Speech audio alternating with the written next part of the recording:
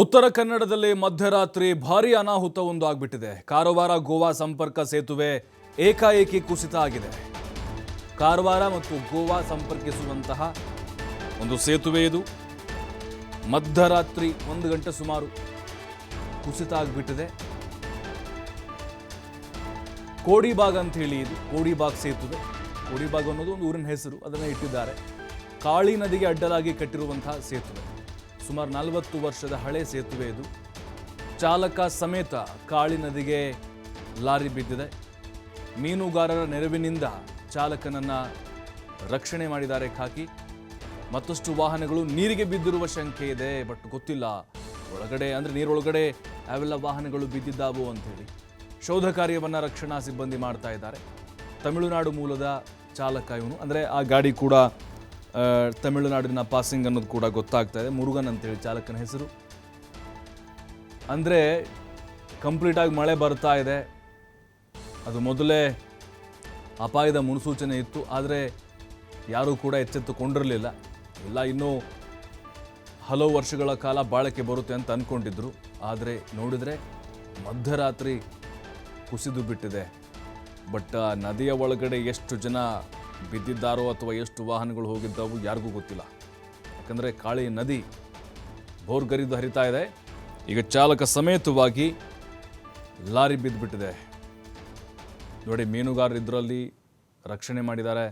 ಈಗ ನಾವು ಗಮನಿಸ್ತಾ ಇದ್ದೀವಿ ನೋಡಿ, ಬಹಳ ದೊಡ್ಡ ಅನಾಹುತ ಅಂತ ಹೇಳ್ಬೋದು. ಇದು ಡೇ ಏನಾದರೂ ಆಗಿದ್ದಿದ್ರೆ ನೋಡಿ, ಕಾಳಿ ನದಿ ತುಂಬಿ ತುಳುಕ್ತಾ ಇದೆ. ಕಾಳಿ ನದಿಗೆ ಅಡ್ಡಲಾಗಿ ಕಟ್ಟಿರುವಂಥ ಒಂದು ಸೇತುವೆ. ರಾಷ್ಟ್ರೀಯ ಹೆದ್ದಾರಿ ಕೂಡ ಇದೆ, ಅದು ರಾಷ್ಟ್ರೀಯ ಹೆದ್ದಾರಿ. ಬಟ್ ಈಗ ಸಾಕಷ್ಟು ವಾಹನಗಳು ಗೋವಾ ಕಡೆಗೆ ಹೋಗ್ತಾನೆ ಇರ್ತವೆ. ಮೊದಲೇ ಹೈವೇ ಕೂಡ ಇರೋದ್ರಿಂದಾಗಿ ಸಾವಿರಾರು ವಾಹನಗಳು. ರಾಷ್ಟ್ರೀಯ ಹೆದ್ದಾರಿ 66 ಇದೆ ಅಲ್ಲಿ.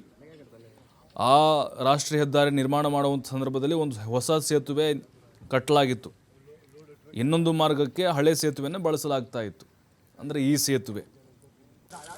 ಬಟ್ ನಿನ್ನೆ ರಾತ್ರಿ ಏಕಾಏಕಿ ಈ ಸೇತುವೆ ಕುಸಿದು ಬಿದ್ದಿದೆ. ಅದೃಷ್ಟವಶಾತ್ ಲಾರಿ ಚಾಲಕ ಪ್ರಾಣಾಪಾಯದಿಂದ ಪಾರಾಗಿದ್ದಾನೆ.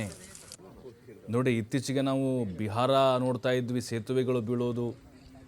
ಮುಂಬೈ ನೋಡಿದ್ವಿ, ಅದರ ಜೊತೆಗೆ ಗುಜರಾತ್ನಲ್ಲಿ ನೋಡ್ತಾ ಇದ್ವಿ. ನಮ್ಮ ಕರ್ನಾಟಕದಲ್ಲೂ ಏನು ಶುರುವಾಯ್ತಾ ಹಿಂಗೆ ಸೇತುವೆಗಳು ನೋಡಿ ಆಯಸ್ಸು. ಈ ಒಂದು ಮಳೆ ಬಂದರೆ ಸಾಕು, ಅವು ಎಷ್ಟೇ ಹಳೇದಾಗಿರಲಿ ಗಟ್ಟಿಮುಟ್ಟಾಗಿರಲಿ ಸೇತುವೆಗಳು ಬೀಳ್ತಾ ಇದ್ದಾವೆ. ಬಟ್ ಈಗ ನೋಡಿ, ಎಷ್ಟು ಅಲ್ಲಿ ಸ್ಟಾರ್ಟಿಂಗ್ ಬೇಸ್ಮೆಂಟಿಂದಲೂ ಕೂಡ ಕಂಪ್ಲೀಟಾಗಿ ಅದು ಬಿದ್ದುಬಿಟ್ಟಿದೆ. ನೋಡಿ, ಮೀನುಗಾರರು ರಕ್ಷಣೆ ಮಾಡ್ತಿರುವಂಥ ಒಂದು ಕಾರ್ಯಾಚರಣೆ, ರೋಚಕವಾದಂಥ ಕಾರ್ಯಾಚರಣೆ ನೋಡಿ ಅದು. ನೋಡಿ, ಲಾರಿ ಅಲ್ಲಿ ಒಳಗಡೆ ಬಿದ್ದಿರೋದನ್ನು ನೋಡ್ತಾ ಇದ್ದೀವಿ ನಾವು ಕಾಳಿ ನದಿಯಲ್ಲಿ. ಮೀನುಗಾರರು ಆತನ ರಕ್ಷಣೆ ಮಾಡುವಂಥ ಕೆಲಸ ನೋಡಿ. ಆತ ಗ್ಲಾಸ್ ಹೊಡೆದು ಮೇಲೆ ಬಂದು ತನ್ನ ಪ್ರಾಣವನ್ನು ಉಳಿಸ್ಕೊಂಡಿದ್ದಾನೆ. ಅಂದರೆ ಮೀನುಗಾರರ ಸಮಯ ಪ್ರಜ್ಞೆಯಿಂದಾಗಿ ಈಗ ತಮಿಳುನಾಡು ಮೂಲದ ಚಾಲಕನ ಪ್ರಾಣ ಉಳಿದಿದೆ. ಡೇ ಏನಾದರೂ ಆಗಿದ್ದರೆ ಖಂಡಿತವಾಗಲೂ ದೊಡ್ಡ ಅನಾಹುತ ಆಗುವ ಸಾಧ್ಯತೆಗಳಿತ್ತು. ಇನ್ನು ಆ ಕಾಳಿ ನದಿಯಲ್ಲಿ ಎಷ್ಟೆಷ್ಟು ಕಾರ್ಗಳು, ಬೈಕ್ಗಳು, ಸಣ್ಣ ಪುಟ್ಟ ವೆಹಿಕಲ್ಗಳು ಬಿದ್ದಿದ್ದಾವೋ ಗೊತ್ತಿಲ್ಲ. ಇವರೇನೋ ನೋಡಿದ್ದಾರೆ, ಅಲ್ಲಿ ಢಮಾರ್ ಅಂಥೇಳಿ ಒಂದು ಶಬ್ದ ಬಂತು. ಮೀನುಗಾರಿದ್ರು ಸಹಜವಾಗೇ ಅಲ್ಲಿ ಕೋಡಿಬಾಗ್ ಅನ್ನುವಂಥ ಒಂದು ಗ್ರಾಮ ಏನಿದೆ ಕಾಳಿ ನದಿಯಲ್ಲಿ ರಾತ್ರಿ ಬಲೆ ಹಾಕಿಟ್ಟಿದ್ರು. ಅವರಿಗೆ ಶಬ್ದ ಬಂದ ಸಂದರ್ಭದಲ್ಲಿ ಅವರು ಹೋಗಿ ನೋಡಿದ್ದಾರೆ, ಲಾರಿ ಮೇಲ್ ಕಾಣಿಸಿಕೊಂಡಿತು. ಹಾಗಾಗಿ ಕಾರ್ಯಾಚರಣೆಯನ್ನು ಮಾಡಿದ್ದಾರೆ.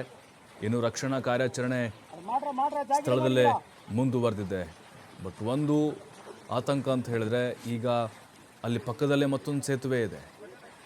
ಅದರದ್ದು ಪರಿಸ್ಥಿತಿ ಹೀಗೆ ಆದರೆ ಯಾವ ರೀತಿ ಇಲ್ಲಿ ಸಂಚರಿಸೋದು ಅನ್ನುವಂಥದ್ದು ಪ್ರಯಾಣಿಕರ ಪ್ರಶ್ನೆ.